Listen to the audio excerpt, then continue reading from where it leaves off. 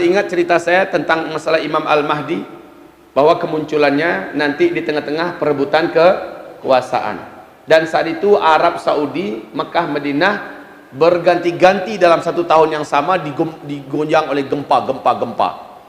gempa-gempa. Zuhurul Mahdi inda ikhtilafi ummati wa zalazil, kata Rasulullah. Kemunculan Al-Mahdi nanti adalah ketika perselisihan begitu hebat bagi penguasa Mekah, Madinah, artinya bagi kekuasaan Arab Saudi, wazalazil, dan tahun-tahun gempa. Untuk saya ingatkan kembali, menyegarkan memori Bapak Ibu semua, seperti kata Umar bin Khattab radhiyallahu anhu, dan pernyataan Umar bin Khattab radhiyallahu anhu ini dibenarkan dan diyakini sama oleh seluruh sahabat. Gempa tidaklah terjadi di suatu negeri, di suatu negara, melainkan negeri-negara itu sudah terang-terangan dalam melakukan maksiat. Sekarang peluang Arab Saudi gempa ada tidak? Kalau pernah terjadi di zaman para sahabat, pernah terjadi zaman Rasulullah, maka berarti akan terjadi lagi. Dan maksiat yang dibuat di Arab Saudi sekarang ini, wahai bapak-bapak dan ibu-ibu, sudah mencukupi syarat untuk digoncang oleh Allah dengan gempa. Masa di Mekah ketahuan ditangkap pasangan LGBT sedang nikahan, acara syukuran nikahan di Mekah. Dan di Mekah pula diadakan konser musik terbuka di mana laki-laki wanita joget-joget dan goyang-goyang bersama-sama sambil menenggak minuman-minuman khamr. Di Madinah juga sudah diadakan konser musik. Kan keterlaluan itu namanya. Kalau Mekah, Madinah saja dinodai seperti itu, bagaimana dengan kota-kota yang lain? Kalau Arab yang lain jangan ditanya, memang sudah melebihi Bali. Akan tetapi Arab Saudi yang kelas Mekah, Madinah ini loh, kalau sudah seperti ini kondisinya, maka kita bisa bayangkan apa yang akan terjadi ke depan. Allah akan datangkan bencana. Allah akan datangkan bencana. Sekarang di hotel-hotel, di mal-mal, di mana-mana wanita-wanita sudah biasa sekarang dipajang untuk menjadi resepsionis, untuk menjadi waiters, untuk menjadi dengan pakaian yang rambut semi terbuka dan ininya nampak suka hati saja. Ya Allah ya Rabb, benar-benar sudah sangat berubahlah Arab Saudi hari ini.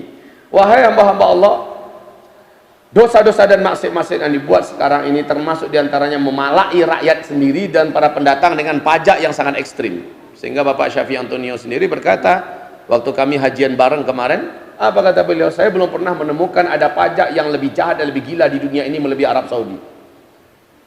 Nah ini Bapak Ibu, hamba-hamba Allah yang kami muliakan, pajak itu sendiri, sebagaimana kita ketahui, hukumnya adalah sangat berat dalam Islam. Dan itu dibebankan di Arab Saudi kepada rakyat, kepada para pendatang.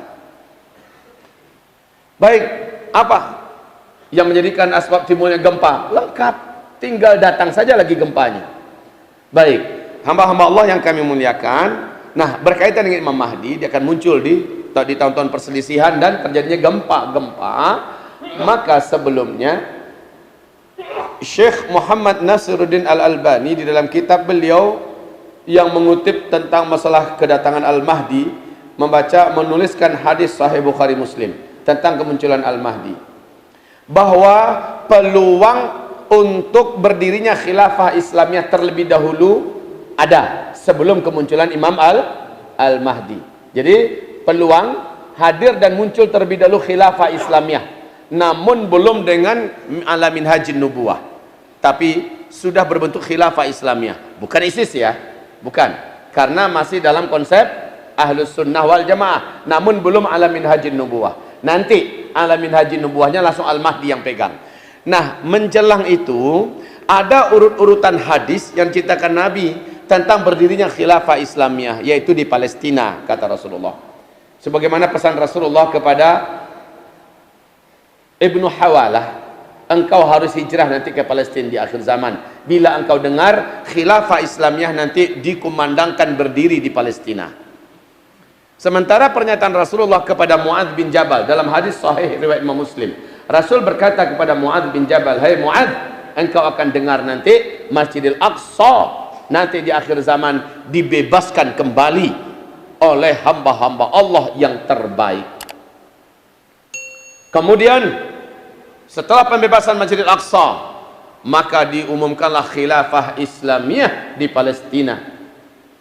Apabila kalian mendengarkan khilafah Islamiyah diumumkan di Palestina, ketahuilah kata Rasulullah, negeri yang teraman dan terkuat saat itu adalah Palestina, sementara kondisi Madinah Al-Munawwarah sedang kacau-kacau dan chaosnya. Demikian sabda Rasulullah sallallahu alaihi wasallam. Madinah, Mekah, kalau Madinah kacau, Mekah pasti lebih kacau lagi.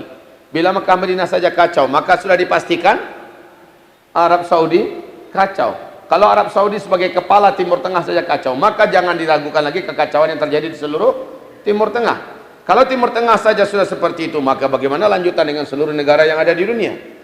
Ibarat Allah, hamba-hamba Allah yang kami muliakan. Sekarang bagi kita semua yang ada dan menyaksikan perkembangan yang ada di Timur Tengah, simaklah berikut ini, bahwa kondisi Masjidil Aqsa dijajah adalah lanjutan sebenarnya daripada pembebasan. Pembebasan Masjidil Aqsa, diumumkannya khilafah Islamiyah, tentu terlebih dahulu kalimat pembebasan Masjidil Aqsa secara badahi langsung kita pahami Masjidil Aqsa dijajah kembali. Kan begitu kan? Nah, penjajahan Masjidil Aqsa ini alhamdulillah si Donald Trump lah yang melakukannya. Betul tidak? Donald Trump lah yang mencaplok Yerusalem dan memindahkan kedutaan besar Amerika Serikat ke Yerusalem dan mengakui Yerusalem sebagai ibu kota Israel, padahal Masjidil Aqsa, Baitul Maqdis kita adanya di Yerusalem. Berarti Yerusalem oleh Donald Trump dirampok, dirampas dan diserahkan kepada sang penjajah yakni Israel buat dijadikan sebagai ibu kotanya. Maka sejak itu, walaupun 123 negara marah-marah tidak menerima perlakuan dan sikap arogannya Amerika Serikat, sebodoh amat kata Donald Trump yang memang kelihatan bodoh. Walaupun Erdogan memberikan ultimatum dan ancaman yang keras, sebodoh amat. Dan beberapa negara sudah mulai membuka cabang-cabang, membuka kedutaan besar mereka di Yerusalem hari ini.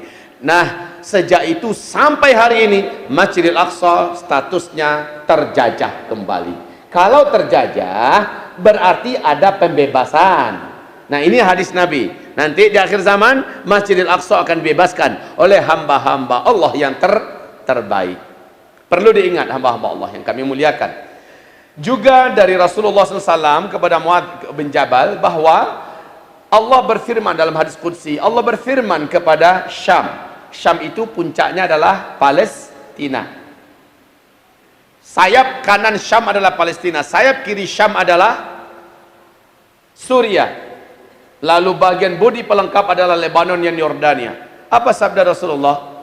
Allah berfirman, "Hai Syam, engkau adalah bumi pilihanku. Di akhir zaman akan aku masukkan ke dalam engkau hamba-hambaku yang terbaik dari seluruh muka bumi. Dan aku keluarkan dari engkau hamba-hamba yang buruk, hamba-hamba yang jelek, hamba-hamba yang jahat dari dalam perut bumi engkau." Jadi nanti dari Syam akan keluar orang-orang yang tidak baik. Sementara akan masuk ke dalam Syam orang-orang yang terbaik. Nah, jika mendengarkan hadis ini, maka kata Rasulullah nanti di akhir zaman Al-Aqsa akan dibebaskan, orang-orang terbaik di bumi akan hijrah ke Palestina. Saya tidak tahu di antara kita yang hadir di masjid ini, apakah ada yang menurut Allah orang terbaik sehingga dia hijrahnya nanti ke Palestina? Maaf, saya tidak dapat lagi, atau saya cabut kembali. Dulu pernah saya mengajak, setahun yang lalu masih saya ajak ini, agar hijrahnya kita nanti ke Mekah, ke Madinah. Betul? Tapi sekarang saya cabut.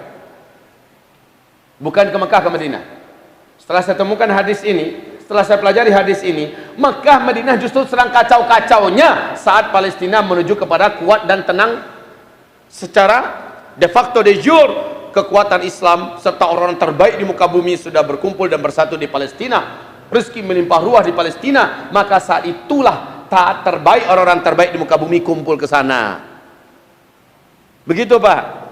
Sementara Madinah saja kacau, maka Mekah pasti kacau.